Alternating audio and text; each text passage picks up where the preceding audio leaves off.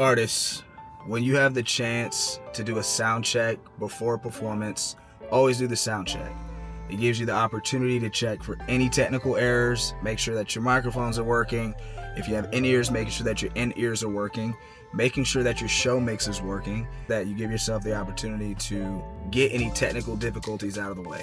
You also want to see how much crowd space or venue space you have to work with, how much range you have to work with if you have a wireless or corded microphone. You also want to know how much stage space that you have for your performance so you can move around. Also, getting in sync with the DJ. The DJ doesn't know who you are most likely, especially if you're an opening act.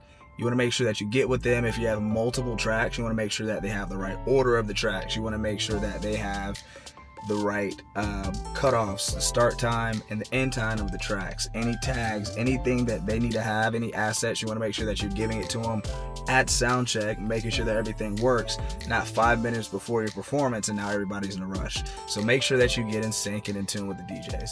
Also, it's a great opportunity for BTS. A lot of artists are complaining about having to create content. This is an easy way for you to get great content behind the scenes before the crowd gets there and fills up the venue, and then after the crowd gets there and fills up the venue. It's a great before and after shot. So make sure that you're there getting the content. And at the end of the day, especially if you're an opening artist, typically the main artist and the supporting artists are the ones that are getting the sound check. So if you have an opportunity to get the sound check, get there and do it.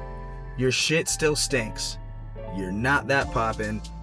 Always a good idea to do sound check. The greatest performers ever do sound checks and rehearse for weeks and weeks and weeks before performances.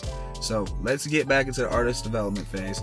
Let's put our pride and ego to the side and get to the fucking sound check